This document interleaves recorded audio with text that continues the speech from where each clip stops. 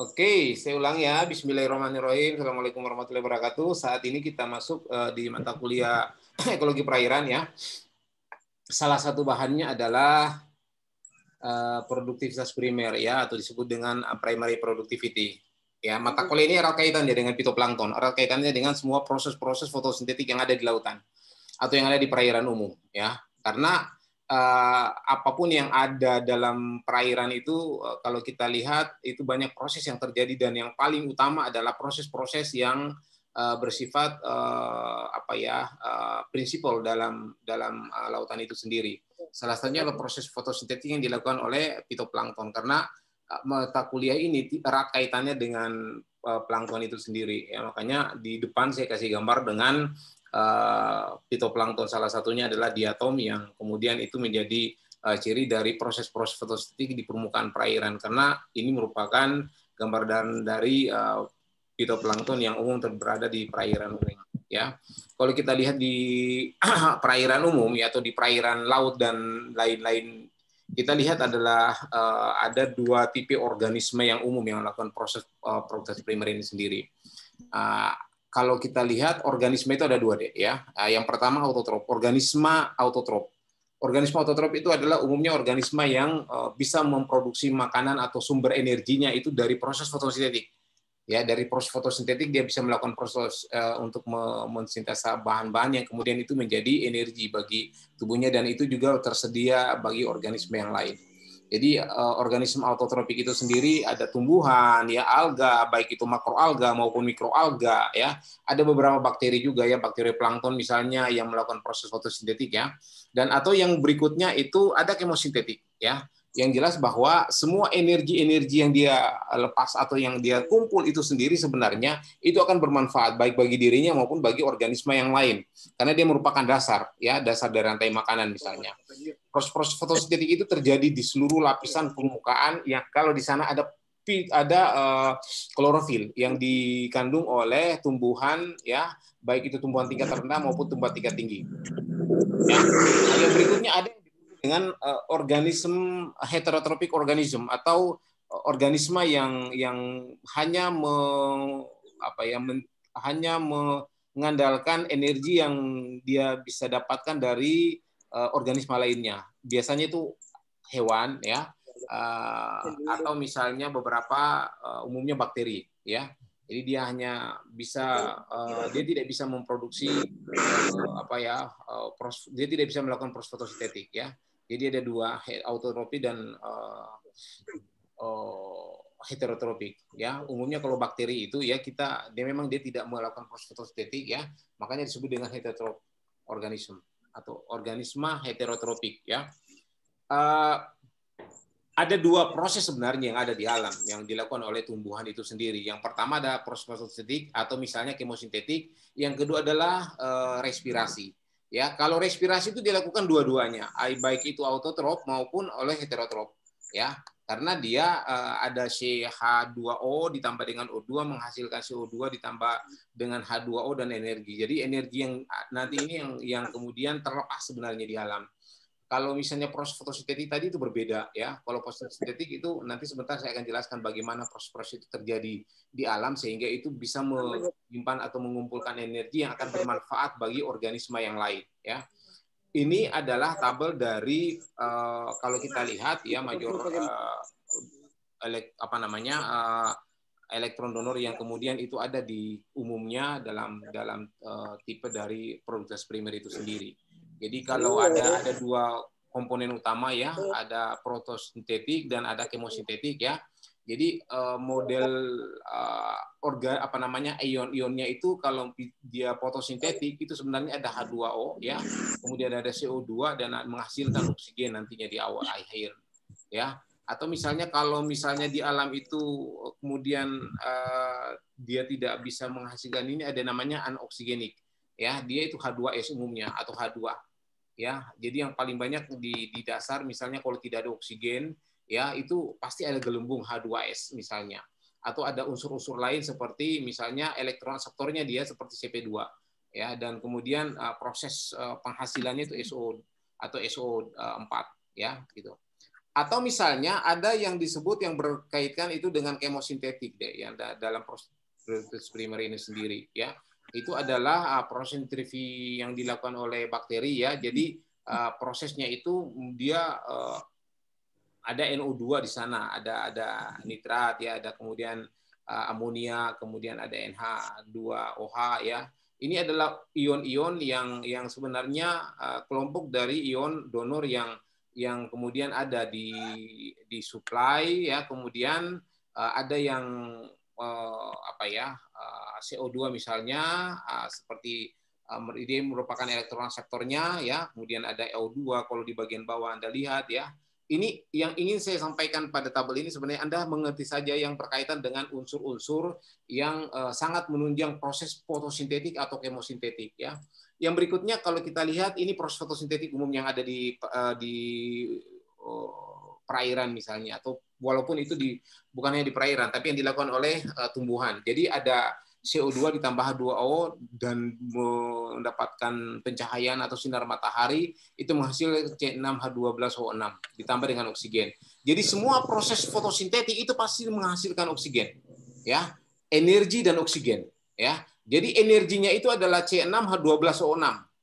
Itu yang disebut dengan energi yang tersimpan dalam organisme umumnya, fitoplankton atau tumbuhan umumnya.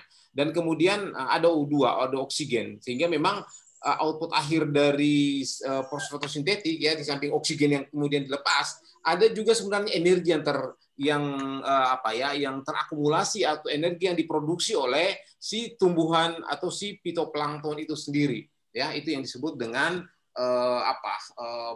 ya, energi yang terakumulasi atau yang itu yang akan dimanfaatkan oleh organisme yang lainnya. Kemudian dalam proses fotosintetik ini tentu membutuhkan CO2, H2O, dan cahaya.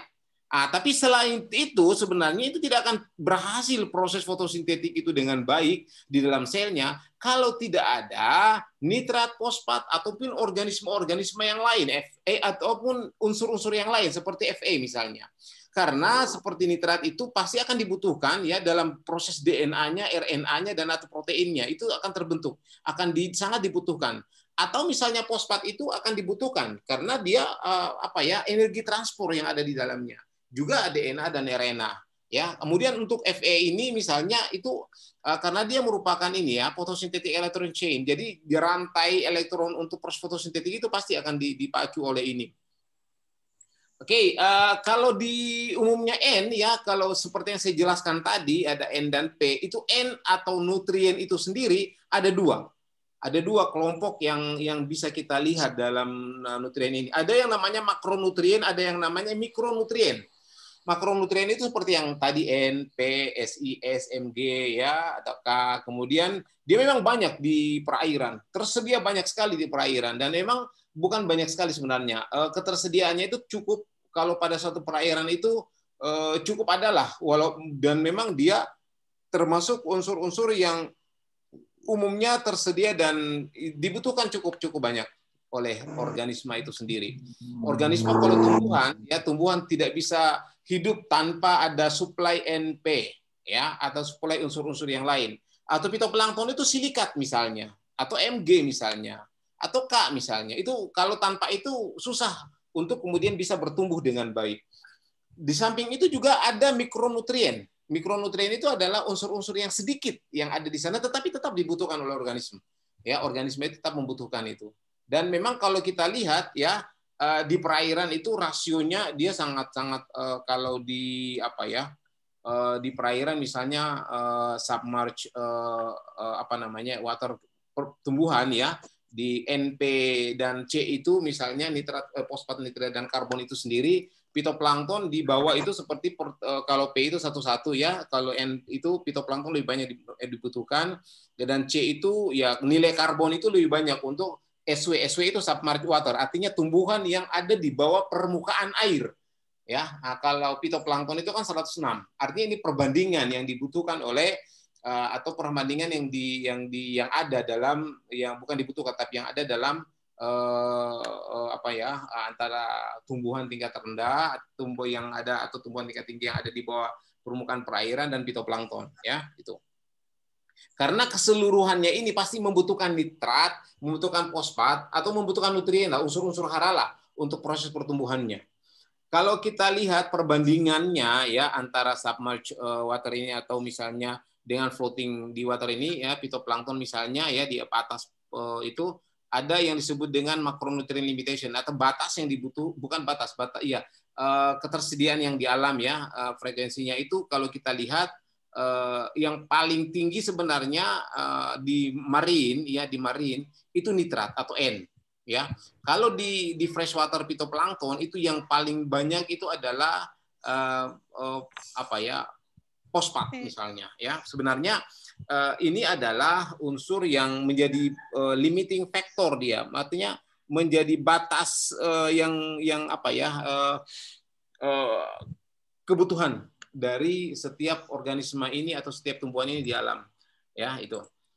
Oke, ada dua yang ini yang paling Anda harus pahami ya di produktivitas primer itu sendiri. Untuk nilai produktivitas primer itu ada dua unsur yang paling penting yang dibutuhkan untuk kesuksesan dari proses produktivitas primer ini, atau misalnya untuk proses fotosintetik tentunya ya. Yang pertama adalah cahaya, yang kedua adalah nutrien ya. Cahaya yang pertama itu yang seperti saya bilang itu ada cahaya matahari yang tembus masuk ke perairan, kemudian itu dimanfaatkan oleh organisme khususnya tumbuhan untuk melakukan proses fotosintetik. Yang kedua adalah nutrien. Nutrien itu memang ya seperti yang saya bilang tadi, unsur makronutrien atau mikronutrien itu paling banyak dibutuhkan oleh organisme untuk melangsungkan kehidupannya. Proses-proses kehidupannya tidak akan berhasil kalau tidak ada makronutrien atau mikronutrien yang ada dalam perairan itu sendiri ya. Anda bisa melihat ini contoh adalah kelp misalnya, ada orang tumbuhan tingkat rendah yang disebut dengan kelp yang ada di umumnya di perairan-perairan. Kalau di kita itu banyak ada sargassum ya, itu banyak sekali di perairan umum. Ini yang ada di perairan yang kita bisa lihat ya umumnya itu luar biasa. Ini merupakan proses fotosintetiknya cukup berjalan dengan baik, sehingga di sini ada salah satu daerah dengan tingkat produktivitas yang paling tinggi ya, yang lumayan tinggi lah. Ingat bahwa di perairan itu ya makroalga walaupun lebatnya kayak begini ya, makroalga walaupun lebatnya kayak begini, dia cuma menyumbang itu 3% dari proses fotosintetik di lautan. Jadi cuma 3%, bayangkan. Di antara 100% proses fotosintetik yang ada di lautan, itu makroalga hanya kontribusinya sekitar 3% dari semua proses fotosintetik yang ada di lautan ya. Yang paling banyak itu adalah phytoplankton ini phytoplankton ya, itu wah luar biasa, 97% proses fotosintetik di lautan itu dilakukan oleh phytoplankton ya, dilakukan oleh phytoplankton. Kenapa dilakukan oleh phytoplankton? Karena dalam 1 liter air itu Anda bisa dapatkan phytoplankton itu ratusan ribu sel per liter air. Dan prosesnya phytoplankton itu melakukan proses fotosintetik dengan sangat sederhana ya, karena dia single cell, dia tumbuhan tingkat rendah yang sel tunggal. Jadi karena dia melakukan proses fotosintetiknya sangat sederhana, sehingga memang ya proses-proses menghasilkan oksigen atau proses fotosintetik yang di lautan dia yang terbesar yang ada di lautan ya. Tumbuhan lain baik itu tumbuhan tingkat tinggi, makroalga, ataupun misalnya seagrass itu cuma 3% ya itu. Kemudian Anda bisa melihat bahwa sebenarnya phytoplankton itu betul-betul memang sangat dominan walaupun ukurannya kecil di perairan. Ya, ukurannya kecil di perairan, tapi seperti yang saya bilang tadi, pada daerah-daerah dengan perairan yang subur itu kita bisa dapatkan phytoplankton sampai dengan ratusan ribu sel per liter. Ya, ratusan ribu sel per liter. Dalam 1 liter air ada luar biasa banyak sekali. Ya, dan dia memang ada di permukaan perairan. Jadi di laut itu, di permukaan perairan di laut itu, dimanapun dia di perairan, itu pasti ada phytoplankton di atasnya. Ya, pasti ada phytoplankton di atasnya. Karena ukurannya dia kecil, dia floating, dia masuk di permukaan. Ya, kalau dia floating dan masuk di permukaan, ya itu tadi pasti dia melakukan proses fotosintetik ketika siang hari, dan pada saat itu juga kemudian dia menghasilkan oksigen. Anda bisa bernapas, itu kontribusi phytoplankton besar sekali. Karena oksigen yang dihasilkan di bumi ini itu lebih dominan dihasilkan oleh proses-proses fotosintetik yang dilakukan oleh phytoplankton. Bayangkan dalam perairan, di permukaan perairan itu proses fotosintetik ada. Yang jadi pertanyaan adalah bagaimana caranya kontribusi oksigen? Sementara di oksigen, di atmosfer kan udara. Sementara di laut dia melakukan proses fotosintetik. Iya, ketika dia melakukan proses fotosintetik di permukaan, karena pola turbulensi, pengadukan sedikit, kemudian itu oksigen itu menguap masuk ke atmosfer. Sehingga kita bisa mendapatkan oksigen. Oksigen ketika proses fotosintetik berlangsung di permukaan perairan, itu pasti akan masuk ke atmosfer. Ya, itu yang dilakukan oleh beberapa, memang hampir semua fitoplankton itu sendiri. Ini adalah jenis salah satu fitoplankton yang banyak kita bisa dapatkan di permukaan perairan karena dia floating, dia bisa mengapung di permukaan. Dan ini hanya satu jenis, itu ada puluhan, ratusan ribu jenis fitoplankton yang ada dan itu banyak sekali di permukaan dan terus melakukan proses fotosintetik, ya itu. Oke, kita lihat dalam proses primer itu sendiri. Yang paling utama seperti yang saya jelaskan tadi adalah proses dari kontribusi dari fitoplankton atau tumbuhan, baik itu tumbuhan tingkat rendah maupun tumbuhan tingkat tinggi. Dan sebenarnya ada dua yang umum yang paling yang paling berpengaruh atau yang paling potensial sekali, peranannya penting sekali, ada cahaya dan ada nutrien yang saya jelaskan tadi, baik itu mikronutrien maupun makronutrien.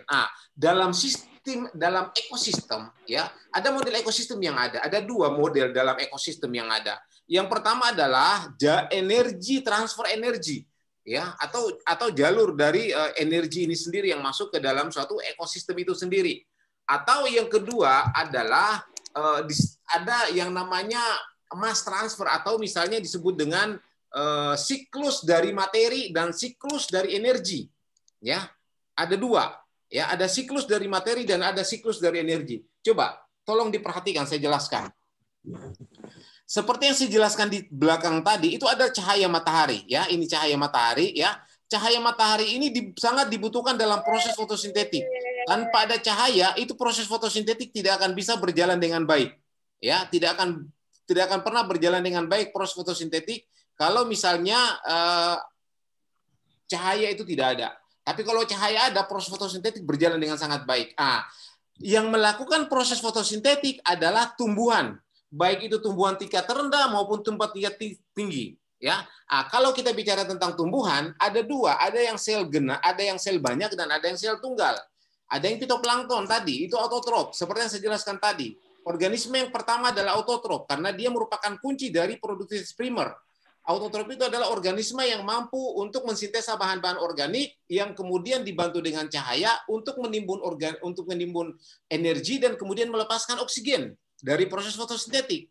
Cahaya ini masuk atau dimanfaatkan atau dibutuhkan oleh organisme autotrof. Yang saya jelaskan di awal tadi, autotrof ini kan memang kebanyakan dia tumbuhan, ya, atau memang semuanya tumbuhan, atau beberapa bakteri yang melakukan proses fotosintetik. Ketika masuk ke dalam tumbuhan, ini kemudian ya akan dimakan. Jadi energi ini masuk ya dari energi ini dari cahaya masuk, kan ada panas ya dari cahaya masuk ke dalam fitoplankton atau masuk ke dalam tumbuhan dari proses fotosintetik tadi, diserap dia dan kemudian akan menghasilkan energi. C6H12O6 tadi itu energi deh. Ya, itu dibutuhkan, itu kemudian masuk ke dalam tumbuhan dan dari tumbuhan itu kemudian masuk ke dalam heterotrof atau dimakan oleh hewan, baik itu apakah dia ikan atau misalnya dia organisme yang lain, ya, si turtle misalnya atau organisme yang lain yang memakan. Jadi ketika dia masuk ke dalam heterotrof ini sendiri atau hewan, itu kan ada energi yang masuk ke dalam tumbuhan. Anda makan nasi, tapi sebenarnya bukan nasi yang hanya Anda makan. Ada energi yang ada dalam nasi tersebut masuk ke dalam tubuh Anda. Sehingga energi dari nasi masuk ke tubuh Anda. Anda mendapatkan energi dari situ. Tapi energi yang saya maksud adalah ya rangkaian karbon yang ada tadi.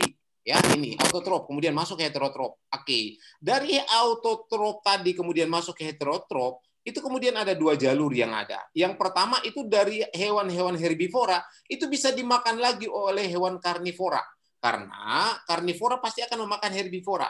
Ya, karnivora ini tidak mungkin bisa makan fitoplankton dengan ukuran kecil. Jadi dia akan mendapatkan energi dari memakan herbivora atau memakan organisme yang lain atau memakan misalnya karnivora itu bisa memakan tumbuhan atau bisa memakan hewan yang lain. Maksud saya karnivora itu makan hewan, ya. Tapi kemudian karena herbivora ini adalah hewan yang memakan tumbuhan, itu kemudian dimakan. Atau misalnya di samping karnivora ini kemudian akan dia merupakan hewan yang kemudian itu memakan organisme-organisme yang lainnya. Atau misalnya kalau dia tidak sempat dimakan karnivora, dia mati misalnya, itu langsung didekomposer, artinya diurai oleh bakteri.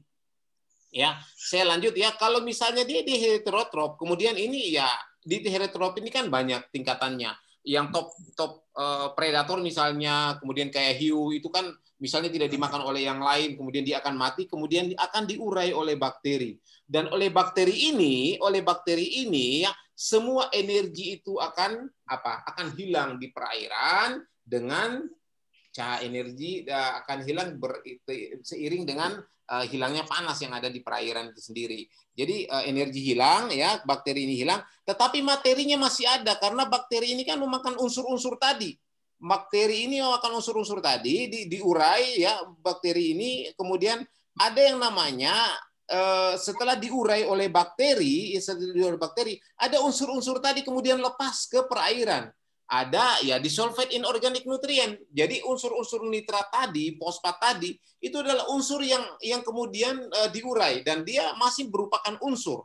Jadi kalau memang dia unsur berarti dia adalah apa? Dia adalah benda dia. Kemudian maksud saya karena ini dia bukan berupa energi, tapi kemudian dia berupa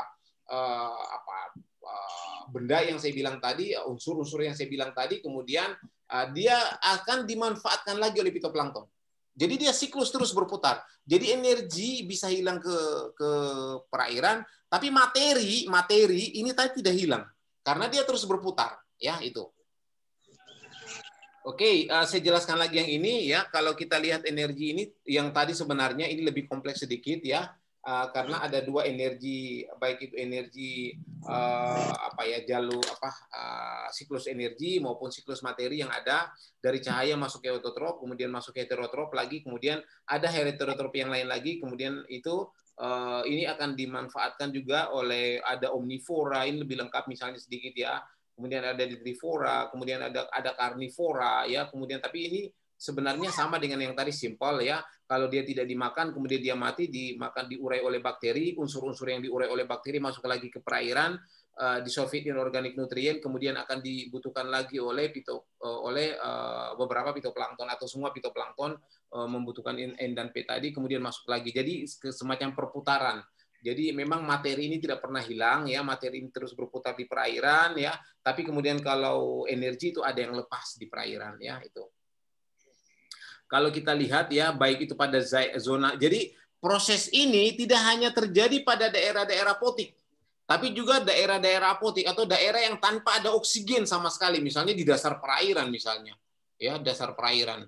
Jadi kalau di dasar perairan itu ada beberapa herbivora yang kemudian turun ke dasar, kemudian dimakan oleh omnivora, kemudian dimakan oleh. Jadi ini akan terus. Walaupun memang atau misalnya beberapa fitoplankton yang mati di permukaan yang di lautan itu disebut dengan snow fenomena. Jadi ada semacam kayak debu lah, kayak debu-debu begitu turun ke bawah, atau kayak misalnya Anda bisa melihat di pagi hari itu kan kayak melayang-layang ya. Fitoplankton itu kan melayang di permukaan, tapi kalau dia mati masuk ke dalam dasar perairan. Atau misalnya dibawa oleh arus vertikal yang turun ke bawah, itu banyak sekali fitoplanktonnya juga ikut dan kemudian akan dimanfaatkan oleh beberapa organisme di bawah ya, atau ada organisme yang mati di atas kemudian turun atau masih ke dasar perairan ya itu. Kemudian kita bisa lihat ya, aquatic environment atau lingkungan perairan itu ya dia memang di cover oleh 70% ya. Jadi bumi ini itu di cover oleh atau ditutupi oleh 70% dari akuatik, jadi dari air ya, sehingga memang seperti yang saya jelaskan tadi itu sangat-sangat sangat penting sekali, sehingga sebenarnya fitoplankton itu memang betul-betul sangat banyak di perairan. Proses fotosintetik itu sangat banyak terjadi umumnya di perairan karena memang dia dalam satu perairan itu kan 70% kita di dunia ini adalah air, sehingga memang di air itu sendiri ada fitoplankton yang melakukan proses fotosintetik, sehingga sebenarnya ini merupakan zona yang paling penting dalam produktivitas primer itu sendiri ya. proses primers itu sendiri. Dan memang kalau kita lihat ya itu tadi akuatik ini kan di samping dia cover kemudian import sangat penting untuk proses fotoproduktivitas primer, dia kemudian memang dibutuhkan uap air itu sangat dibutuhkan banyak ya, baik itu kemudian untuk kebutuhan-kebutuhan yang lainnya yang kemudian itu baik industri atau apa yang kemudian itu sangat dibutuhkan oleh masyarakat. Kalau kita lihat ini adalah dalam proses fotosintetik itu kan banyak dilakukan oleh fitoplankton ya.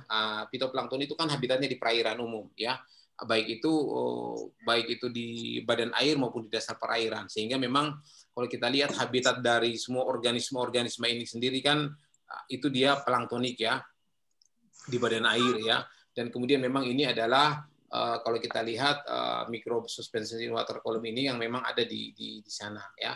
Kemudian ada yang disebut dengan bentik. Bentik itu adalah organisme yang kalau di dasar perairan deh ya, memang dia kalau kita lihat tempatnya dari beberapa organisme ini dia di layar permukaan ya, di layar permukaan yang kemudian betul-betul memang sangat-sangat sangat penting bagi organisme yang lainnya.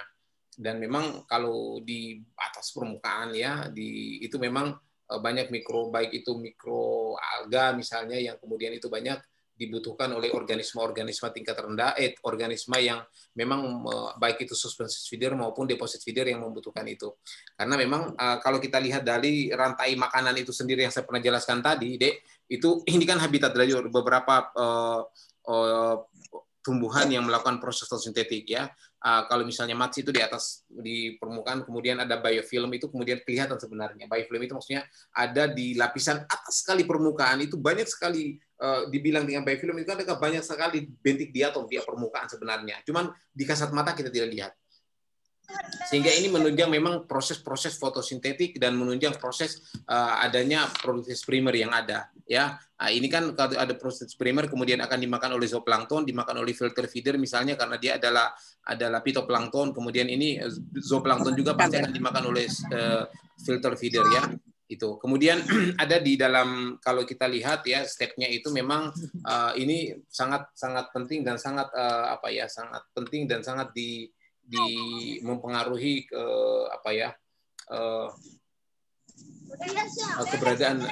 keberadaan dari proses di perairan.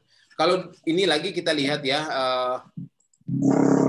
ini ya tahapannya ya. Jadi kalau kita lihat fotosintetik itu kan fitoplankton itu kan pasti melakukan proses fotosintetik ya.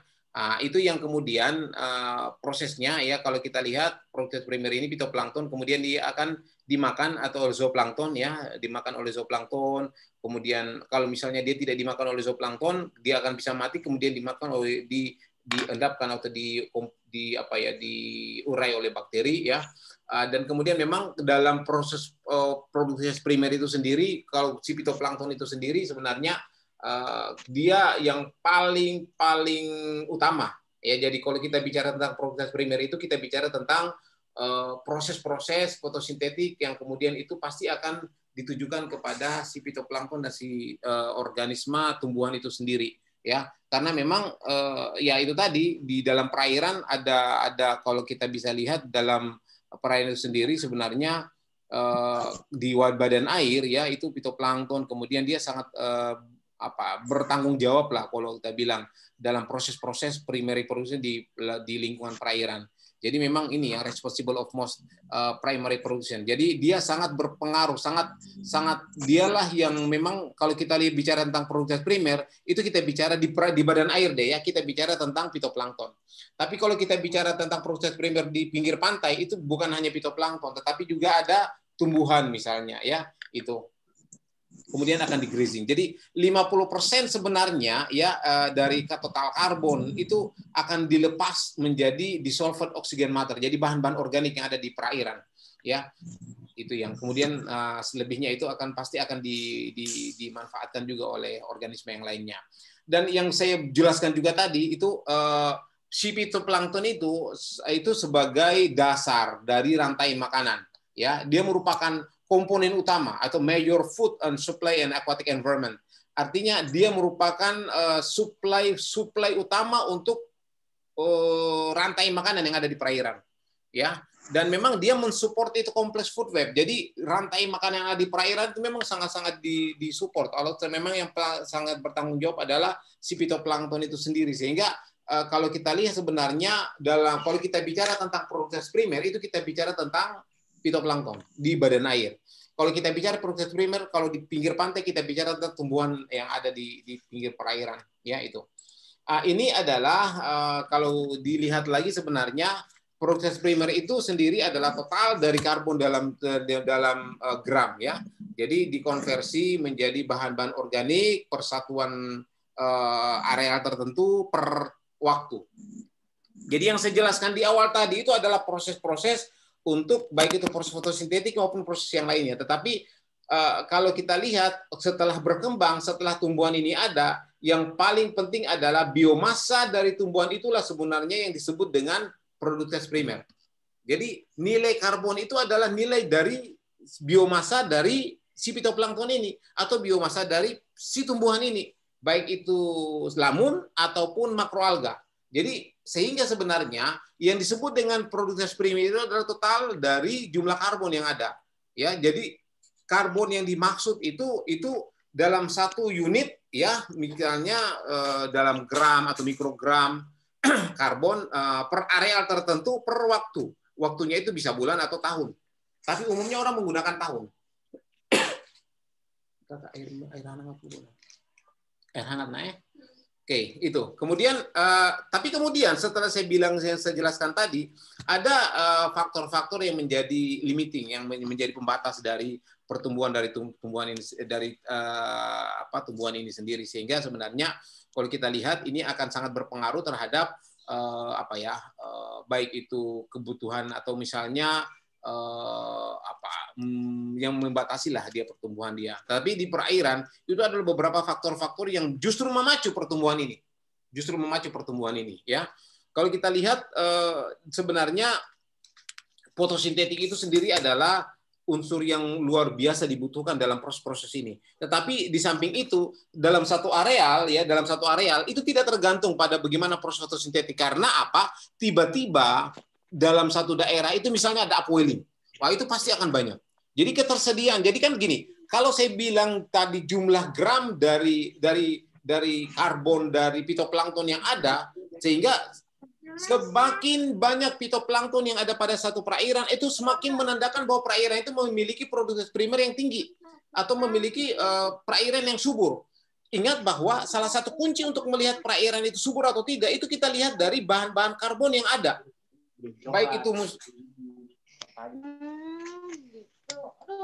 Baik itu yang dihasilkan oleh fitoplankton maupun dihasilkan tumbuhan. Jadi semakin banyak tumbuhan sebenarnya yang pada ada satu perairan itu menunjukkan bahwa perairan itu cukup subur. Perairan itu banyak unsur-unsur yang dibutuhkan untuk pertumbuhan dari tumbuhan itu sendiri. Ya, cukup cahaya cukup. Ya, jadi itu yang kita maksud. Dan kemudian sebenarnya kalau itu ada beberapa faktor yang ada. Jadi memang yang paling berpengaruh atau faktor-faktor yang menjadi pemicu atau yang menjadi faktor penentu dari banyaknya ketersediaan fitoplankton ini, yang pertama dari cahaya tadi. Kemudian nutrien, ya, sebagai unsur umum. Kemudian ada satu daerah yang seperti saya bilang tadi, walaupun sama, misalnya ada cahaya ada, kemudian nitrat ada, tapi kemudian ada yang disebut dengan upwelling. Upwelling itu Anda sudah paham lah bagaimana upwelling, naiknya massa air dari dasar secara vertikal naik ke permukaan. Itu pasti akan membawa banyak sekali unsur-unsur yang kemudian itu akan memacu pertumbuhan fitoplankton. Kemudian ada yang disebut di pinggir pantai turbulence. Turbulence itu pengadukan. Pengadukan itu berarti bahwa fitoplankton yang ada di dasar perairan itu akan masuk ke permukaan. Atau misalnya yang menjadi pemicu berkurangnya dia itu adalah grazing activity atau intensity. Ya, itu intensity. Misalnya kenapa? Karena semakin banyak grazing, semakin banyak pemangsaan, itu kan pasti akan menurunkan produktivitas primer atau menurunkan tingkat dari biomasa fitoplankton. Ya. Atau misalnya ada beberapa misalnya turbidity atau misalnya kekeruhan. Kekeruhan misalnya Teluk Kendari. Teluk Kendari ini sudah sangat keruh deh. Jadi nilai produktivitas primernya itu sangat rendah.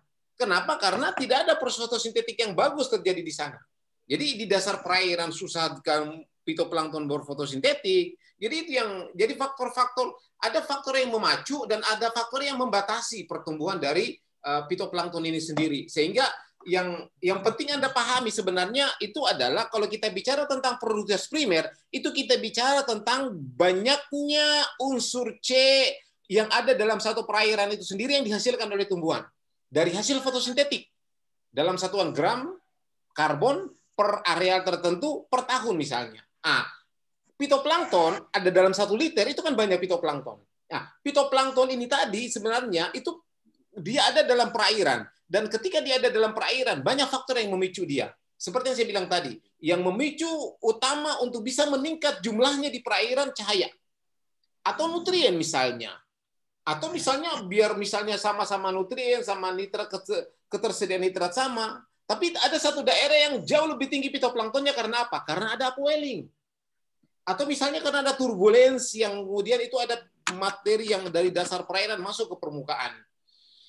Atau bisa saja dalam satu perairan itu tumbuhan atau produktivitas primernya itu rendah atau tiba-tiba bisa menurun karena intensitas grazing yang ada. Itu akan dimakan dia oleh organisme-organisme yang lainnya. Jadi fitoplankton dimakan oleh zooplankton, sehingga semakin banyak zooplankton yang ada akan memakan fitoplankton akan berkurang dalam satu perairan. Atau misalnya dalam satu perairan itu kekeruhannya tinggi sekali seperti di Teluk Kendari. Wah, itu luar biasa. Kalau kekeruhan tinggi di Teluk Kendari ya sudah tidak terlalu banyak kita dapatkan proses fotosintetik yang terjadi sehingga ya proses primernya juga akan berkurang. Orang bilang bahwa ya sudah dia tidak terlalu subur perairannya. Kenapa? Karena ya unsur hara tidak. Sama kalau di daratan deh ya. Kalau banyak tumbuhan kita bisa bilang bahwa daerah itu subur. Tapi kalau di situ cuma ada pasir yang tumbuhan susah tumbuh, itu kita bisa bilang sebagai daerah tandus. Atau tanah-tanah seperti di Kendari ini kan banyak tanah yang susah sekali tumbuhan tumbuh. Ya sudah, itu dikategorikan sebagai daerah yang tidak subur atau daerah yang tandus misalnya. Ya itu. Itu ya. Oke. Kemudian yang berikutnya, sebenarnya itu hanya 0,1 sampai 0,2% sebenarnya radiasi dari cahaya ini kemudian yang akan memacu untuk pertumbuhan proses fotosintetik yang akan ditampung ya, ditampung sebagai bahan organik dari si fitoplankton atau tumbuhan itu sendiri ya itu. Saya lanjut. Saya sebutkan tadi makronutrien dan mikronutrien. Itu adalah ya bahan-bahan kimia atau bahan-bahan unsur-unsur kimia yang dibutuhkan untuk pertama itu survival, untuk kelangsungan hidup. Yang kedua untuk pertumbuhan atau growth. Ya, jadi mikronutrien adalah unsur kimia yang sangat dibutuhkan untuk kelangsungan hidup dari organisme, dari fitoplankton, dari tumbuhan. Dan juga dibutuhkan untuk pertumbuhannya. Dan juga dibutuhkan untuk reproduksi dari organisme ini sendiri. Baik itu dalam jumlah yang besar atau dalam jumlah yang kecil. Ya, itu. Ingat ya, ini yang saya jelaskan. Kemudian jadi makronutrien dan mikronutrien adalah bahan kimia yang dibutuhkan untuk proses kehidupan organisme itu sendiri, untuk pertumbuhan dan untuk proses reproduksi, baik dalam jumlah yang besar maupun jumlah yang sedikit. Ya, kemudian upwelling apa itu misalnya ya, dan atau turbulence tadi yang saya maksud. Itu memang akan mengembalikan. Jadi kalau satu perairan itu sudah kurang nutriennya, kemudian tiba-tiba terjadi upwelling, itu berarti nutrien itu dikembalikan pada satu daerah itu sendiri, atau nutrien itu kemudian disuplai ke permukaan, dan itu yang menjadi sumber energi bagi berbagai macam organisme tumbuhan yang lainnya. Atau disebut dengan overgrazing, ya, atau overgrazing autotroph. Jadi banyak fitoplankton yang kemudian digraze oleh atau dimakan oleh atau zooplankton, ya itu, sehingga populasinya pasti akan berkurang. Jadi produktivitas juga pasti akan berkurang, ya itu. Atau misalnya kita bisa turbidity misalnya, kekeruhan misalnya, ya itu ya memang turbidity kalau semakin dalam itu kekeruhan semakin berkurang deh maksud saya, karena turbidity itu ada pada daerah-daerah dangkal, daerah yang ketika terjadi energi arus dan gelombang itu akan mengangkat unsur-unsur baik anorganik maupun organik yang ada di perairan, kemudian menjadikan daerah itu misalnya energi anorganik yang dari sungai masuk ke pinggir pantai. Tapi kemudian itu hanya berada pada daerah-daerah dangkal. Kalau daerah yang lebih dalam itu susah pasti sudah mengendap lah, sudah mengendap, dan memang karena luasannya sangat tinggi sehingga memang turbidity itu sangat berkurang atau sangat sudah berkurang sekali pada daerah-daerah kedalaman yang cukup jauh, sehingga memang nutrien itu sebenarnya yaitu tadi sebenarnya turbidity itu sebenarnya kalau pada daerah-daerah yang subur itu bisa bagus karena banyak nutrien, tapi kalau misalnya pada daerah Teluk Kendari tidak bagus karena yang ada adalah bahan-bahan anorganik.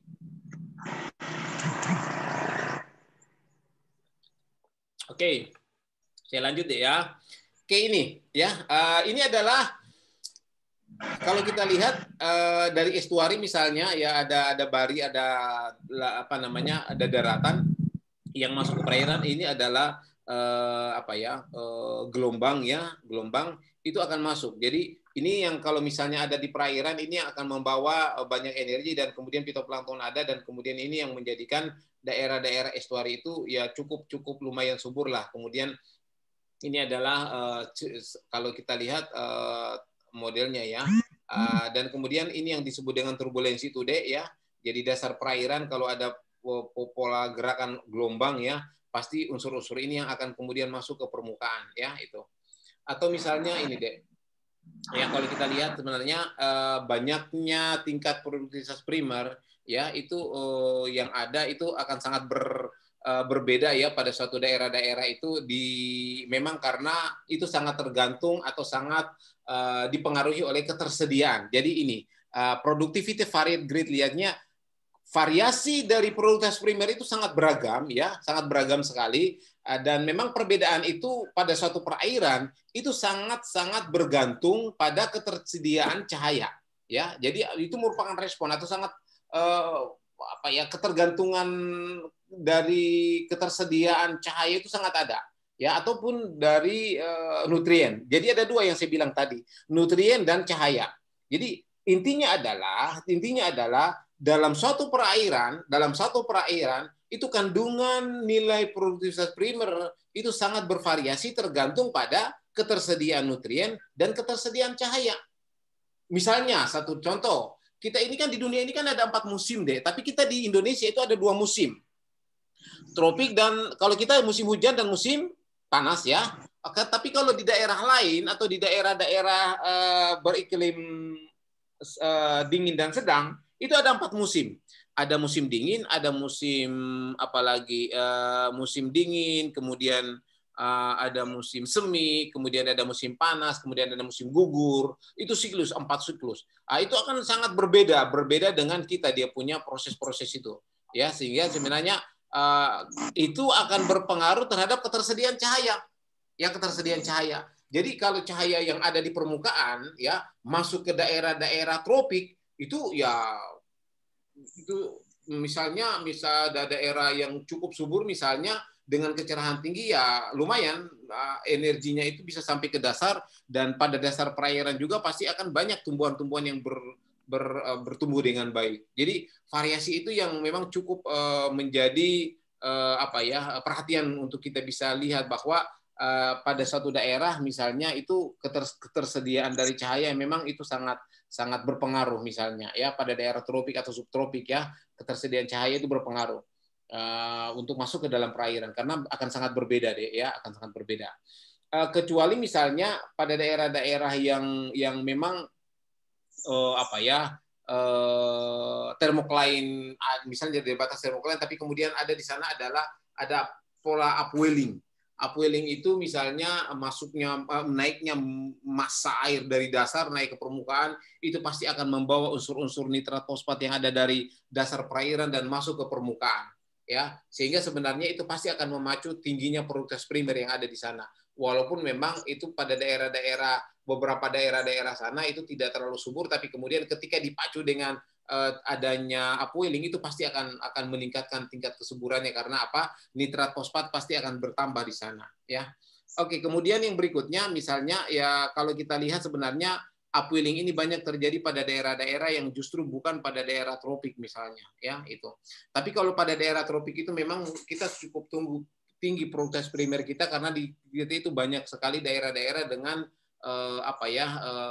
kecerahan yang cukup tinggi, intensitas cahaya yang masuk ke dalam cukup besar, tumbuhan juga bisa berfotosintetik dengan bagus itu. Sehingga memang hanya pada daerah-daerah tropik lah kita dapat coral reef ada, kemudian seagrass lumayan banyak ya.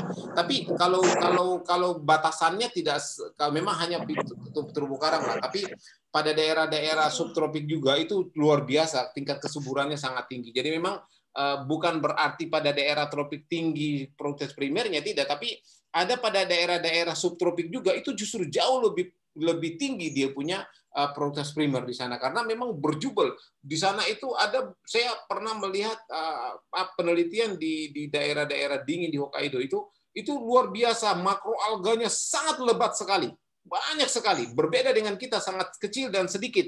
Kalau di sana banyak besar-besar dan banyak. Sehingga memang pada daerah-daerah pantai di sana, walaupun intensitas cahaya tidak terlalu tinggi, tapi kemudian di sana subur, cukup subur, sangat subur, nitrat banyak, tapi kemudian itu makroalga berjubel. Di pinggir pantai, walaupun itu batuan, tapi kemudian itu banyak sekali makroalga, dan tumbuhan itu sangat banyak sekali, sehingga akan memacu banyak hewan yang ada di sana. Ya, itu pada daerah-daerah yang tropik dan subtropik. Tapi kalau misalnya pada daerah temperate, itu sebenarnya ya seperti yang saya bilang di awal tadi, pada daerah temperate itu nilai proteinus primernya itu sangat memang dipengaruhi oleh musiman misalnya ya. Karena memang ada musim-musim tertentu, ketika musim dingin itu nilai proteinus primer bisa turun. Kenapa? Karena memang banyak tumbuhan yang kemudian bisa mengecil. Banyak tumbuhan yang bisa mengecil. Atau banyak di pinggir-pinggir pantai ada tumbuhan yang kemudian bisa survive, tapi kemudian dia mengecilkan ukurannya, atau beberapa tumbuhan fitoplankton itu berkurang dia punya, karena memang permukaan perairan sudah ditutupi oleh es. Sehingga memang di samping suhu yang lumayan sangat dingin, itu juga proses fotosintetik itu tidak terlalu berjalan dengan baik. Sehingga memang ya itu tadi, pada daerah-daerah temperate itu ada musim-musim di mana dia tinggi. Itu pada musim panas itu tinggi sekali nilai proteinus primernya. Tapi kemudian ada nilainya dia rendah sekali, karena kenapa? Memang ada musim dingin misalnya itu rendah sekali proteinus primernya, ya itu. Kemudian ada pada daerah-daerah polar atau daerah es di kutub utara, kutub selatan, atau daerah dingin lah, ya itu yang daerah polar ini deh ya. Ini temperate ini musim 4 ya, yang saya bilang tadi. Kalau kita temperate tropikal yang saya di awal tadi saya jelaskan. Daerah polar atau polar water ini daerah dingin. Itu setiap all year itu proteinusnya tinggi, tetapi ingat proteinus primernya itu hanya tinggi pada saat musim panas, di mana ketersediaan cahaya ada. Itu ya, jadi pada daerah-daerah dingin ya, itu nilai proteinus primernya bisa tinggi ketika cahaya melimpah ya. Saya kasih lihat gambarnya ini deh. Ini adalah garis merah, ini adalah nutrien ya. Kemudian garis putus-putus ini adalah suhu, temperatur suhu, dan yang garis biru ini adalah biomasa dari tumbuhan. Karena biomasa tumbuhan itu biomasa tumbuhan itu identik dengan proteinus primer. Identik dengan proteinus primer, ya, ingat. Kalau kita lihat ya, pada musim ini di mana suhu cukup water temperatur cukup tinggi, dia cukup stabil deh. Ya, dia cukup stabil. Nutrien ada, dan kemudian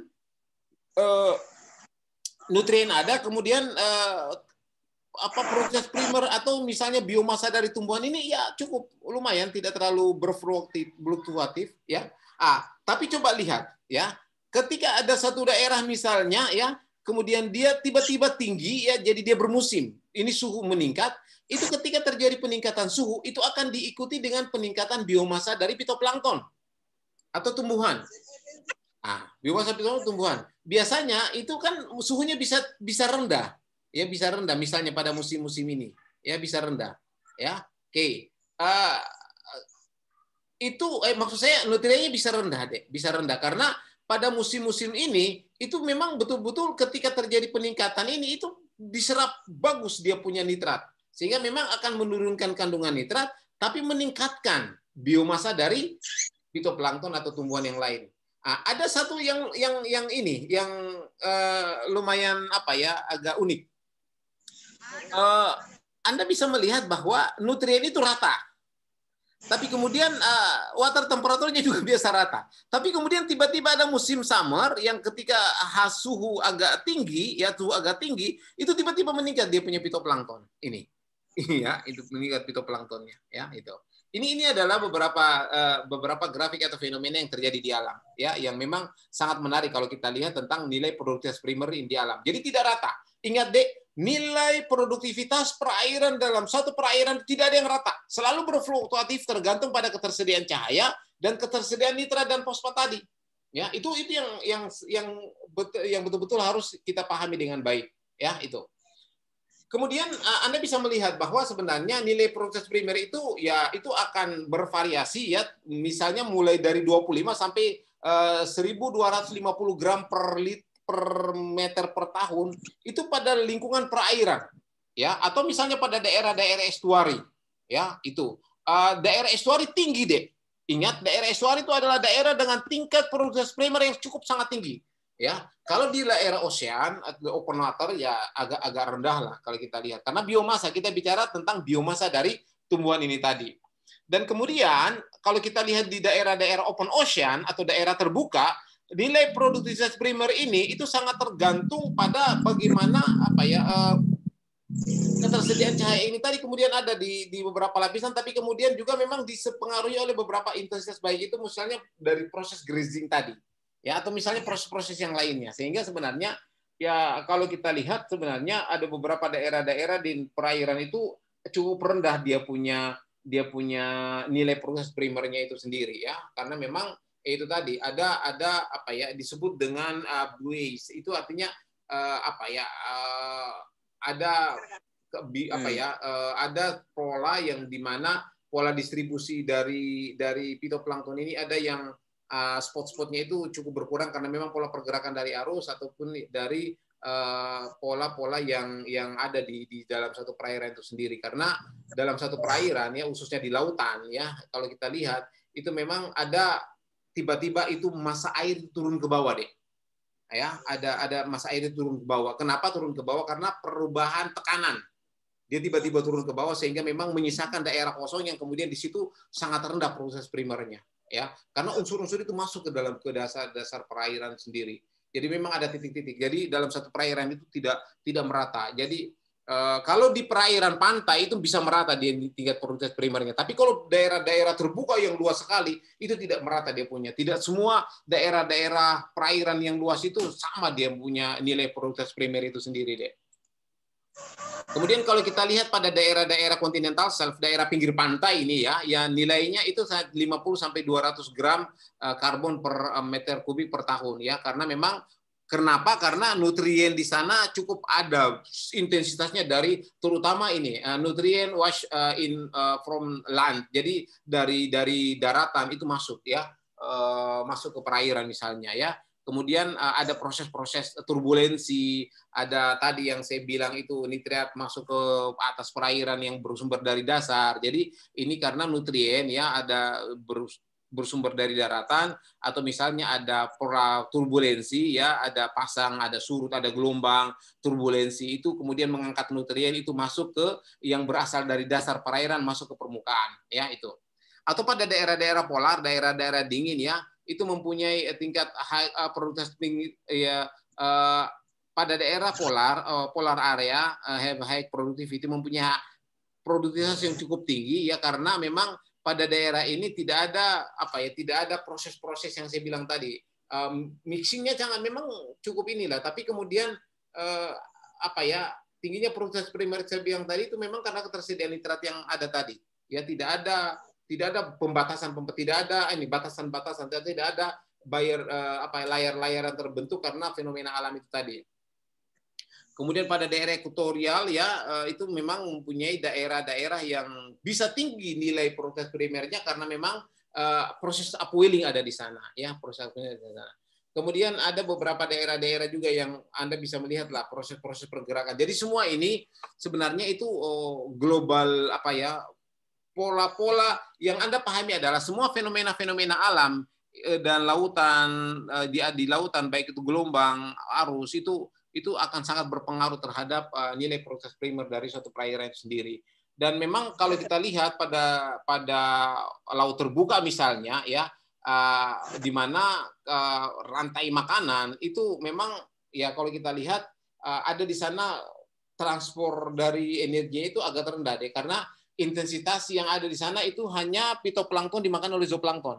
Kemudian zooplankton memang dimakan oleh ikan-ikan kecil, tapi kan ikan-ikan kecil jarang kita ada pada laut terbuka. Yang ada itu ikan-ikan kecil ada pada pinggir pantai misalnya. Sehingga memang kita lihat bahwa transfer energi yang ada di sana itu sangat rendah deh. Ya karena populasi dari ikan itu rendah, itu kecil. Maksud saya populasi ikan yang makan fitoplankton pada daerah-daerah yang permukaan lautan lepas itu agak lumayan kecil ketimbang pinggir pantai yang ikan-ikan kecil itu banyak yang memakan fitoplankton. Apalagi pada daerah-daerah yang di sana itu ada makro alga ataupun tumbuhan seperti seagrass dan lain-lainnya ya.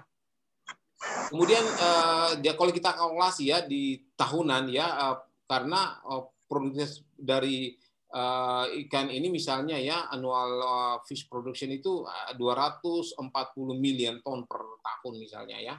Oke, ini yang terakhir ya. Jadi proses biological proses dari karena di sana ada misalnya di beberapa perairan ada proses upwelling ya. Karena memang upwelling ini adalah daerah yang bisa memacu pertumbuhan atau meningkatkan pertumbuhan dari atau meningkatkan kandungan dari fitoplankton itu masuk ke perairan dan kemudian itu akan meningkatkan jumlah dari fitoplankton yang ada di perairan sendiri. Ada beberapa daerah-daerah upwelling dunia ya, dan kemudian itu bisa menjadikan daerah upwelling itu adalah daerah dengan tingkat produktivitas yang sangat tinggi, bukan hanya tingkat produktivitas yang sangat tinggi, tapi kesuburan yang sangat tinggi, dan itu memacu populasi ikan yang sangat banyak di sana, dan kemudian itu akan menjadikan daerah-daerah itu betul-betul menjadi daerah-daerah perikanan terkenal, seperti di Kuba misalnya ya, atau di Peru misalnya. Itu memang daerah-daerah upwelling dan memang menjadi daerah perikanan luar biasa yang ada di itu. Memang ya walaupun memang kalau kita lihat saat ini ya ada misalnya ada fenomena El Nino, tapi yang jelas bahwa itu yang akan sangat berpengaruh ya artinya kalau kita lihat di beberapa perairan memang model-model ini sangat tergantung pada bagaimana lingkungan itu dan bagaimana proses-proses itu terjadi di alam ya itu. Oke, saya kira itu yang bisa saya sampaikan hari ini ya, dan saya berharap Anda bisa mengerti tentang produktivitas primer ya. Kenapa? Karena nilai produktivitas primer itu sendiri memang sangat bervariasi di alam. Ada beberapa fenomena yang paling saya jelaskan tadi, dan itu memang akan sangat-sangat berpengaruh terhadap kondisi dari perairan yang ada di dunia ya, baik itu dia ada di, kita tidak bicara hanya pada perairan Indonesia deh, tapi kita bicara bagaimana perairan dunia itu sendiri. Kenapa? Karena di perairan dunia itu yang akan kemudian kita bisa melihat bahwa fenomena-fenomena tentang produktivitas primer itu bisa sangat bervariasi di sana ya, karena ya itu tadi nilai produktivitas primer itu akan sangat tergantung pada bagaimana ketersediaan cahaya dan bagaimana ketersediaan dari nitrat. Oke, silakan kalau ada yang ingin bertanya silakan. Coba. Iya silakan deh. Siapa Lias ya, silakan. Assalamualaikum warahmatullahi wabarakatuh. Nama saya Lias dari Prodi Oceanografi. Sebelumnya sudah dibahas mengenai tentang ekosistem perairan. Mengenal ekosistem perairan itu sangat berpengaruh terhadap fotosintesis. Proses fotosintesis itu sendiri seperti cahaya, dan cahaya ini sangat berperan penting terhadap grass atau lamun ataupun alga dan tumbuhan dan juga mengenal lebih dalam lagi bahwa perairan Indonesia ini tidak hanya mencakup lautan itu saja, tapi ada juga sebagian perairan seperti sungai yang bermuara ke laut. Yang ingin saya pertanyakan di sini, bagaimana kualitas perairan? Kualitas perairan tersebut yang dapat mempengaruhi terhadap kualitas perairan di ekosistem perairan seperti lamun, alga. Kemudian juga bagaimana kandungan kualitas perairan terhadap BOD5 dan dengan DO. Mungkin itu saja, Pak. Oke, kalau kita bicara, kan kita ini materi kita tentang produktivitas primer, ya. Berarti kita bicara tentang tingkat kesuburan dari perairan yang berpengaruh terhadap populasi dari tumbuhan yang ada. Lah, bagaimana dengan kualitas perairan misalnya? Ingat bahwa kualitas perairan itu sangat berpengaruh terhadap ketersediaan nitrat, kesediaan fosfat, kesediaan unsur-unsur yang lainnya. Karena nilai-nilai fosfat, nilai nitrat itu akan sangat berpengaruh untuk menentukan peningkatan dari fitoplankton itu sendiri.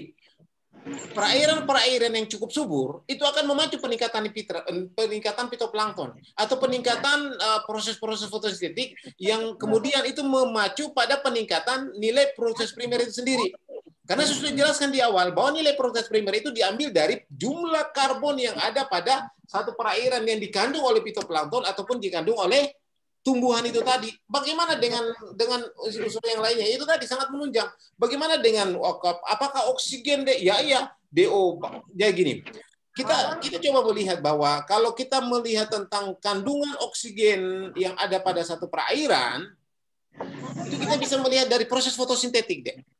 Proses fotosintetik yang tinggi itu pasti akan memacu peningkatan oksigen karena setiap proses fotosintetik pasti menghasilkan oksigen. Bagaimana dengan BO5, DO disulfat oksigen? Jadi gini, kalau itu adalah sebenarnya itu hanya yang berkaitan dengan ketersediaan oksigen yang ada pada perairan. Untuk mengukurnya banyak metode yang kita pakai. Unsur yang paling umum adalah titrasi. Tapi kemudian bagaimana untuk mengukur proses yang dipakai oleh organisme atau bakteri? Ya pakai yang sistem BOD5 tadi. Artinya bahwa yang ingin saya jelaskan kepada Anda, nilai produktivitas primer itu akan sangat seiring dengan seiring dengan konsentrasi oksigen yang ada pada perairan. Akan sangat tergantung dengan atau sangat berpengaruh atau sangat berkaitan dengan nilai kesuburan perairan. Perairan-perairan dengan tingkat kesuburan yang tinggi itu pasti akan memicu peningkatan proses fotosintetik yang akan meningkatkan kandungan oksigen yang ada dalam perairan. Dan tentunya kalau perairan subur biasanya faktor-faktor lainnya juga menunjang. Apa? Kecerahan, suplai nitrat fosfat, ataupun unsur-unsur yang lain yang memang betul-betul itu akan menunjang ketersediaan dari atau misalnya yang sangat menunjang nilai proses primer atau kualitas lingkungan itu sendiri. Pada daerah-daerah pinggir pantai bagaimana? Estuari bagaimana? Yang saya bilang jelaskan tadi. Biasanya pada daerah estuari yang subur itu pasti meningkat banyak kandungan-kandungan yang bisa memicu peningkatan dari nilai proses primer ini sendiri ya gitu Elias ya. Ya Pak. Ada yang masih kurang jelas? Ini Pak, saya belum terlalu paham mengenai artinya kualitas perairan ini kan sebenarnya kalau terjadi di estuari artinya kan airnya ini kan sebenarnya agak kabut. Bagaimana kalau misalkan pada musim penghujan, artinya perairan dari sungai yang keluar ke laut. Oke, saya sudah paham. Karena yang kau sering lihat tiap hari adalah Teluk Kendari. Teluk Kendari adalah daerah yang sangat tidak subur, daerah yang kualitasnya rendah sekali. Yang saya jelaskan ini adalah daerah estuari yang bagus, bukan Teluk Kendari ya. Kita bangun tidur, kita bangun lagi kita di Kendari ini kita lihat Teluk Kendari memang. Daerah Teluk Kendari adalah daerah yang sangat tidak subur. Ya, karena apa? Turbulensi tinggi, kekeruhan tinggi, itu tidak nilai proses primer. Saya punya anak-anak bimbingan yang ada penelitian di sana, dia katakan bahwa Pak, fitoplankton kurang sekali di sana. Ya, fitoplankton kurang sekali, tidak subur memang perairannya karena apa? Banyak partikel-partikel yang dari sungai masuk ke sana, hujan sedikit coklat di sana. Memang, ya, kenapa tidak? Menyelam di Teluk Kendari saja, kalau kau buka matamu 10 cm, sudah bakal matamu merah. Karena apa? Banyak sekali yang masuk di sini. Karena memang karena Teluk Kendari kita lihat. Yang saya maksud adalah daerah-daerah estuari yang dijelaskan tadi di sini adalah itu daerah estuari secara umum. Kalau mudah-mudahan kau bisa S2 di luar negeri deh. Insya Allah Pak. Supaya kau bisa lihat bahwa daerah-daerah estuari saya ke Jepang, saya lihat daerah paling subur itu daerah estuari. Daerah penelitian saya adalah daerah estuari. Luar biasa sangat subur sekali. Karena tidak seperti Teluk Kendari. Di sana nitrat fosfat itu luar biasa tinggi, itu memacu peningkatan fitoplankton dan kemudian memang memacu peningkatan karbon yang ada, nilai C. Jadi memang umumnya daerah-daerah estuari adalah daerah yang subur. Daerah dengan tingkat produktivitas tinggi. Ya, umumnya tidak termasuk Teluk Kendari. Gitu ya, Lias ya. Supaya mudah-mudahan kau bisa S2 di luar negeri supaya kau bisa lihat bahwa daerah-daerah estuari yang di luar negeri sana sebenarnya itu daerah yang sangat subur sekali, yang luar biasa. Kalau kita lihat di sana burung-burung, organisme banyak sekali. Yang di kita ini ya banyak, ya bisa kau dapat buaya, termasuk buaya darat. Oke, ada pertanyaan yang lain, Dek? Yang mungkin Pak, sedikit lagi menambahkan, Pak. Iya, silakan. bagaimana tentang karakteristik substrat sedimen? Artinya sudah banyak penelitian yang menjelaskan bahwa perpindahan atau migrasinya sebuah ekosistem perairan seperti lamun atau yang lainnya ini dapat dipengaruhi oleh substrat sedimen seperti lumpur dan lain sebagainya. Apakah itu ada pengaruh terhadap ini, Pak? Ya, sedimen itu sendiri sebenarnya seperti ada slide yang saya tampilkan tadi ya, sebenarnya ada mikroalga yang bentik misalnya, itu masuk di perairan, di dasar perairan. Jadi dasar perairan itu kan kita ambil dari, kalau dalam satu perairan umum itu sendiri kan ada yang disebut dengan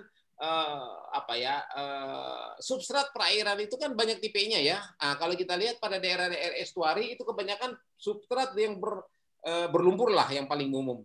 Biasanya substrat ini juga sangat-sangat berpengaruh terhadap kondisi dari kesuburan perairan sendiri. Kalau daerah-daerah dengan tingkat turbulensi yang cukup tinggi pada daerah lumpur, itu kekeruhan cukup tinggi, ada terus intensitas kekeruhan. Sehingga kalau intensitas turbulensi itu cukup tinggi pada daerah-daerah berlumpur, itu pasti kekeruhan akan tinggi. Kalau kekeruhan akan tinggi, itu pasti akan berpengaruh terhadap tingkat kesuburan perairan. Walaupun memang nitrat fosfat ada, tapi kemudian kekeruhan itu kan mempengaruhi proses fotosintetik. Kalau dia mempengaruhi proses fotosintetik, walaupun makanan banyak, tapi tidak bisa melakukan proses fotosintetik, sehingga itu akan berpengaruh terhadap tingkat kesuburan perairan. Anda bisa melihat bahwa pada daerah-daerah pinggir pantai dengan batuan misalnya, ya daerah-daerah yang saya sebut tadi, itu ada pinggir pantai misalnya, daerah batuan. Daerah batuan itu ada daerah-daerah yang kemudian itu bisa proses-proses turbulensi, itu tidak akan terlalu membuat perairan itu keruh, atau misalnya dasar berpasir dan dasar berpasir kasar misalnya.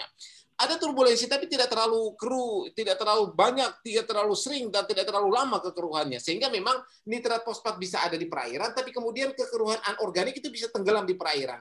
Sehingga substrat itu sebenarnya memang sangat berpengaruh, tetapi kemudian proses pola pengaruhnya itu tadi itu ada dua, ada yang bisa meningkatkan atau memicu peningkatan dari fitoplankton dan memicu peningkatan nilai karbon dan kemudian akan memicu nilai proses primer, ada justru kemudian yang bisa merendahkan seperti yang saya bilang tadi. Kalau terjadi turbulensi terus-menerus, kemudian tingkatnya itu ada pada daerah dengan berlumpur, dan itu akan memacu peningkatan kekeruhan yang ada di perairan, dan yaitu tadi, proses fotosintetik pasti akan terhambat. Ya, itu. Ya, ada lagi, silakan, Dek. Bagaimana dengan proses salinitasnya, Pak? Artinya tadi kan ini Oke, kalau kita bicara tentang salinitas, itu pada daerah estuari kan dia mixing ya. Dia ada beberapa layer yang terbentuk. Pada daerah estuari itu ada yang layernya mix betul-betul homogen, ada yang mix layer. Mix layer itu kan ya ada pada daerah perairan. Kadang Anda bisa melihat ya pada permukaan itu kemudian tinggi salinity, rendah sampai rendah ke bawah, atau malah terbalik. Di bagian bawah itu tinggi, di atas kemudian agak rendah salinitinya. Itu karena apa? Ada intensitas air yang masuk dari perairan, air sungai yang masuk ke perairan, kemudian ada air laut yang masuk ke bagian bawah. Tapi kalau misalnya dia mixing homogen, salinity tidak akan berpengaruh. Salinity itu sebenarnya ini akan pada daerah-daerah estuari itu organismenya mampu bertahan dengan kondisi salinity yang lebar, atau disebut dengan euryhalin. Tapi ingat bahwa sebenarnya kaitan antara nilai proses primer dengan salinity ini tadi itu sebenarnya itu tergantung pada bagaimana organisme tumbuhan ini mampu beradaptasi. Ada beberapa daerah-daerah misalnya dengan kalau misalnya di kita ini kan daerah-daerah pinggir pantai kita dengan salinity yang rendah atau salinity yang begini kan ya banyak organisme yang tidak bisa hidup di sana. Namun hampir kita tidak bisa dapatkan pada daerah estuari misalnya. Atau misalnya ya tumbuhan-tumbuhan. Tapi ingat, banyak fitoplankton yang bisa bertahan dengan salinity yang rendah. Daerah yang tinggi dia punya kandungan fitoplankton di perairan itu daerah estuari. Kenapa? Karena ada plankton yang bersumber dari laut masuk ke sana dan mampu hidup beradaptasi. Dan kemudian ada fitoplankton yang kemudian bersumber dari sungai itu masuk ke sana. Walaupun misalnya yang dari sungai itu tidak bisa beradaptasi, misalnya seperti beberapa Nizitia atau beberapa organisme yang lain, tapi ada beberapa organisme fitoplankton yang bisa beradaptasi, seperti misalnya Navicula atau beberapa fitoplankton yang lain, yang ketika masuk ke daerah estuari, mereka tetap hidup di sana. Sehingga daerah-daerah estuari yang saya sebut yang kecuali Teluk Kendari tadi, itu sebenarnya daerah dengan tingkat fitoplankton, baik fitoplankton pelagik maupun fitoplankton bentik, yang kemudian hidup bagus di sana. Dia tidak akan terpengaruh dengan salinity, karena salinity dia bisa beradaptasi dengan polos itu. Sehingga daerah-daerah subur itu biasanya badan airnya itu banyak fitoplankton, dan salah satunya adalah daerah estuari. Bagaimana? Silakan. Kita lagi menambahkan, Pak. Ini kan tadi kan masalah plankton. Ternyata kan plankton ini kan ada yang beradaptasi dari muara ke laut dan juga sebaliknya dari laut ke sungai. Bagaimana terhadap ekosistem seperti ikan ketika mengkonsumsi dari plankton ini? Apakah itu punya dampak? Artinya ini kan mempunyai plankton yang sifat yang berbeda. Bagaimana Pak penjelasannya, Pak? Tidak ada masalah. Fitoplankton itu tidak ada masalah. Artinya bahwa fitoplankton itu kan ada dua, ada bentik plankton, ada yang pelagik, ya. Ada yang di badan permukaan air, dan kemudian ketika dimakan oleh ikan-ikan kecil tidak ada masalah, karena fitoplankton itu sumber energi bagi dia. Mau bagaimanapun bentuknya itu tidak akan berpengaruh. Yang berpengaruh adalah ketersediaan dia. Sehingga sebenarnya kalau kita lihat pada daerah-daerah yang estuari, mau bersumber dari mana saja, tapi ingat, tidak ada fitoplankton yang dari sungai kemudian bisa hidup pada daerah lautan, tapi bisa beradaptasi di daerah estuari. Tapi tidak ada fitoplankton yang ada pada daerah laut mau masuk ke daerah sungai, tidak ada. Karena sungai itu harus masuk ke daerah. Jadi tidak ada, karena fitoplankton tidak mampu bergerak tanpa mengikuti arus. Ya, jadi bagaimana dengan ikan-ikan? Tidak ada masalah. Mereka ketersediaan fitoplankton. Ikan itu kan makan fitoplankton bukan karena dia asin dan tidak asin. Fitoplankton yang ada itu dia makan. Jadi fitoplankton adalah ketersediaan dia bagaimana untuk kemudian bisa memakan fitoplankton dan kemudian bertumbuh dengan baik. Yang menjadi masalah biasanya pada daerah-daerah estuari adalah bukan ketersediaan fitoplankton, tapi kemudian organisme lain yang kemudian tidak bisa beradaptasi pada daerah-daerah estuari. Ya, walaupun banyak tersedia makanan di sana, tapi kalau dia tidak bisa masuk ke sana ya susah. Ya, itu. Bagaimana? Ya Pak, sedikit lagi Pak. Iya, silakan. Ini masalah tumbuhan air. Artinya kalau tumbuhan air berarti umum Pak. Ada yang di laut dengan ada yang juga yang di perairan sungai. Artinya singkatnya mungkin saya Pak. Pencampuran antara air laut dengan air tawar itu pasti akan menghasilkan salinitas yang berbeda. Sekarang bagaimana proses fotosintesis terhadap cahaya, terhadap treatmenting, terhadap tumbuhan air yang pencampuran antara laut dengan sungai itu Pak? Apakah ada kandungan yang berbeda atau bagaimana Pak? Karena umumnya ya belum ada sudah banyak kasus tentang tumbuhan air yang berubah warna terhadap pencampuran air asin dengan air sungai yang berbeda, dan itu sangat berpengaruh maksudnya warna yang berbeda itu diakibatkan oleh apa Pak? Apakah pencampurannya atau salinitas yang berbeda atau ada kondisi lain Pak? Oke. Biasanya begini, yang membuat perubahan warna pada tumbuhan itu karena pigmen dia yang berubah. Dan pigmen yang berubah itu sebenarnya adalah proses-proses dia untuk bisa menyesuaikan diri dengan lingkungan. Ada 4 golongan tumbuhan. Yang ada misalnya tumbuhan masuk yang namanya kelompok tumbuhan yang makroalga atau tumbuhan yang tumbuhan hijau. Ada tumbuhan kecoklat-coklatan atau brown alga misalnya. Ada yang merah, rhodophyta misalnya. Ada yang marga yang kebiru-biruan misalnya. Lantas bagaimana proses perubahan warna ini tadi? Perubahan warna tidak hanya ditentukan oleh bagaimana dia beradaptasi dengan lingkungan, terutama perubahan salinity, tapi lebih banyak ditentukan oleh proses dia melakukan apa? Aktivitas fotosintetik karena ketersediaan cahaya. Bagaimana dengan daerah-daerah estuari? Di sana banyak tumbuhan yang berubah warna. Ingat, ketika terjadi perubahan warna, itu berarti terjadi perubahan-perubahan fisiologi dari tumbuhan itu tadi. Kebanyakan tumbuhan air, kalau misalnya yang kamu maksud adalah kalau seagrass tidak pernah berubah warna ya. Tapi kalau seaweed itu ada perubahan warna. Salah satu contoh, ada beberapa seaweed atau rumput laut yang dipelihara daerah estuari kemudian berubah warna agak kecoklat-coklatan. Tapi kemudian pada daerah lain dia agak kehijau-hijauan. Ingat, seaweed itu ada yang namanya pigmen dominan. Pigmen dominan dia ada 3, pigmen dominan hijau, pigmen dominan coklat, dan pigmen dominan merah. Kalau dia sangat cocok tumbuh pada satu daerah, maka pigmen utama dia paling menonjol. Bisa saja yang paling menonjol adalah pigmen coklat, maka dia kecoklat-coklatan di sana. Atau pigmen merah, dia kemerah-merahan di sana, bagus sekali warnanya. Tapi ketika dipacu dengan atau dipengaruhi dengan salinity yang berbeda, atau suhu yang berbeda, atau faktor lingkungan kekeruhan yang berbeda, bisa berubah warnanya. Karena apa? Aktivitas fotosintetik juga berubah. Kalau berubah aktivitas fotosintetik, maka berubah proses-proses pigmentasi yang ada, dan kemudian proses warna yang berbeda itu akan muncul di sana. Itu adalah salah satu proses dia untuk bisa beradaptasi dengan kondisi-kondisi yang berbeda. Tapi tidak akan berbeda dengan proses-proses yang lainnya. Dia hanya berbeda di situ saja, karena itu proses adaptasi yang dilakukan. Tapi ingat bahwa ketika dia mendapatkan kondisi-kondisi yang baik, maka dia akan bagus lagi. Kondisinya akan pulih, dan kemudian akan melakukan proses fotosintetik yang baik, dan kemudian akan meningkatkan nilai proses pada suatu perairan. Bagaimana? Ada lagi, Lias? Satu lagi, Pak. Salah sampai jam. Tapi suruh mau jam mana nih? Kau bertanya, kau tidak kasih temanmu. Kau tanya nih terus. Oh iya, Pak. Bagaimana dengan kualitas perairan yang diakibatkan oleh tanah timbul?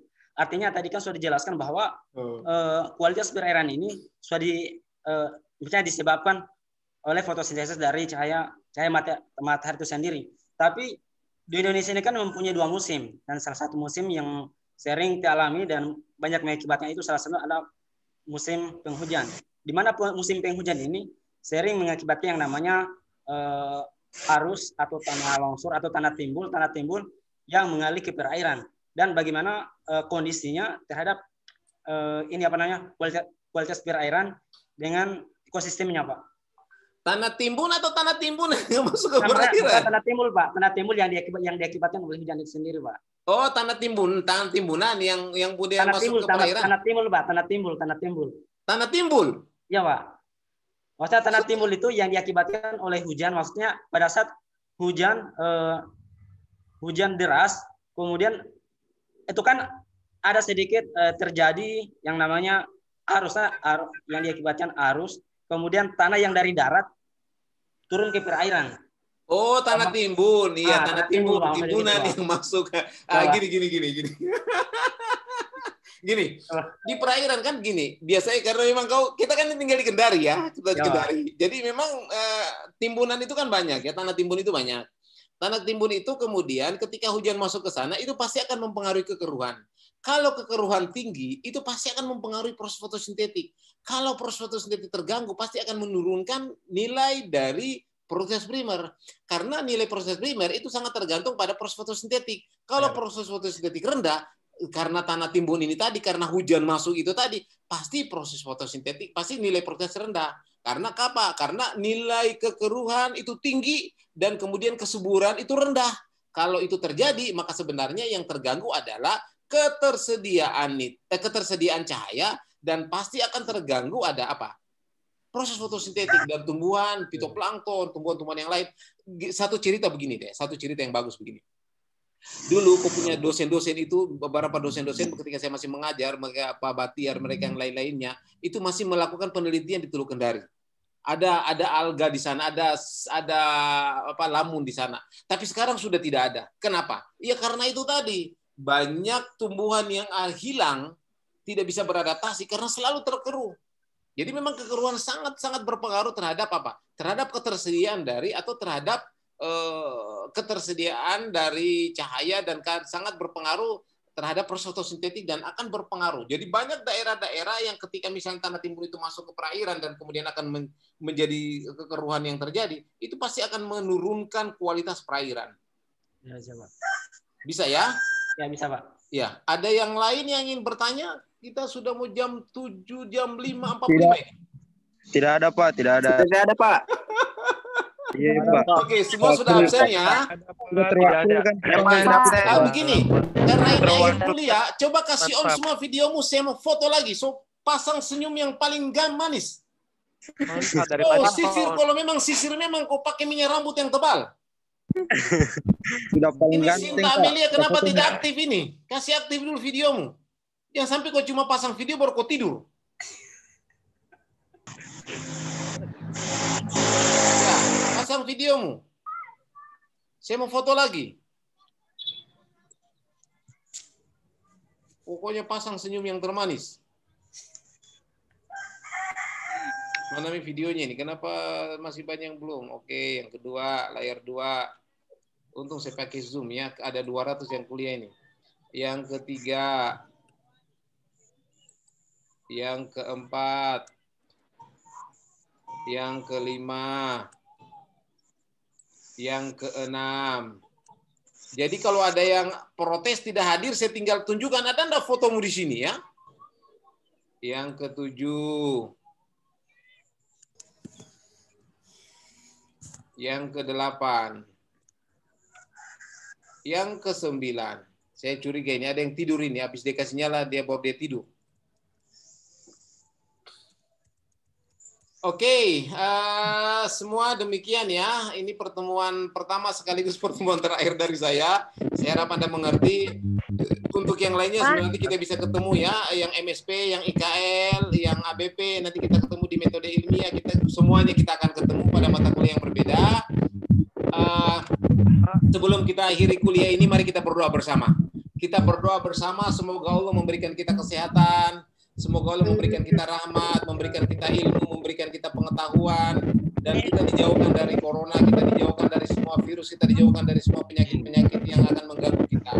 Ya, kita berdoa supaya kita tetap diberi kesehatan, mengikuti semua proses-proses akademik dengan baik. Kita berdoa semoga apa yang kita lakukan ini menjadi amal ibadah kita, menjadi ibadah kita yang ada di dunia ini, karena semua apa yang kita lakukan di dunia ini tidak akan terlepas dari perhitungan Allah Subhanahu wa taala. Orang kuliah itu adalah orang yang menuntut ilmu. Orang menuntut ilmu sama dengan orang yang pergi jihad. Jadi ingat bahwa kita menuntut ilmu sebenarnya itu adalah amal yang terbesar yang ada, yang disediakan oleh Allah Subhanahu wa taala. Yang penting kita berniat bahwa ilmu yang kita dapatkan, walaupun tidak semua ilmu agama, tidak semua kita harus belajar agama baru kemudian dapat pahala. Belajar umum pun seperti ini, kita kalau niat kita adalah untuk kemaslahatan umat, untuk kemaslahatan kita bersama, untuk kebaikan kita bersama, untuk kebaikan bumi, untuk kebaikan semuanya, maka itu akan dinilai sebagai amal ibadah kita bersama. Mari kita baca bersama Al-Fatihah, semoga kita dilindungi oleh Allah Subhanahu wa taala. Bismillahirrahmanirrahim. Alhamdulillahirabbil alamin arrahmanirrahim maliki yaumiddin. Iyyaka na'budu wa iyyaka nasta'in ihdinas siratal mustaqim siratal ladzina an'amta 'alaihim ghairil maghdubi 'alaihim waladdallin. Amin. Amin. Kemudian saya sudahi ya, saya mohon maaf. Amin. Kesalahan. Amin. Jauhkan dari semuanya. Amin. Amin. Amin ya Kita bisa Allah. bertemu lagi pada kuliah-kuliah offline yang berikutnya mudah-mudahan ya. Saya tutup kuliah ini dengan mengucapkan wassalamualaikum warahmatullahi wabarakatuh. Waalaikumsalam.